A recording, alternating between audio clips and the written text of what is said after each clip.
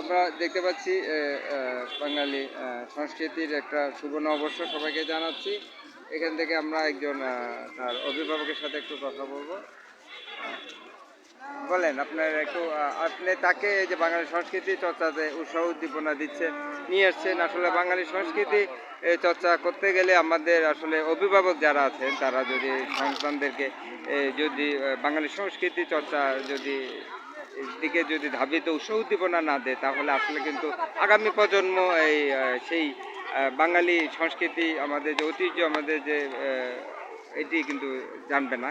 যে আপনি একটু বলেন যে আসলে অনেকে এই বাঙালি সংস্কৃতিতে এর মধ্যে আমাদের দেশের সংস্কৃতি মাটি এটির মধ্যে আসছে না, এটা নিয়ে একটু বলেন। হ্যাঁ, যেটা একটু আগে বললাম, আসলে আমাদের ছেলেপেলেরা তো একদম আমাদের সংস্কৃতিকে ভুলতে বসেছে।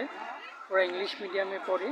এখন এখানে আজকে নববর্ষ উপলক্ষে ওদেরকে নিয়ে এসে যাতে করে আমাদের যে সংস্কৃতি, আমাদের কৃষ্টি কালচার জিনিসগুলো ওরা মনে রাখতে পারে, মানে বাঙালিয়ানা যে বিষয়টা সেটা যেন ওরা অনুধাবন করতে পারে, সেজন্যই ওদেরকে এখানে নিয়ে আসা।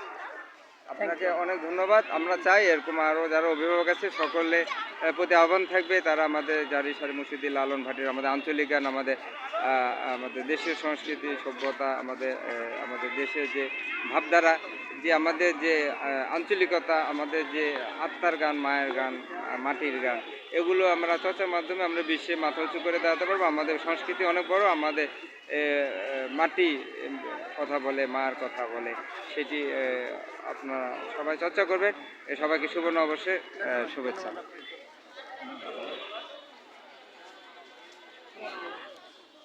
শুভ নববর্ষ। শুভ নববর্ষ। শোনো।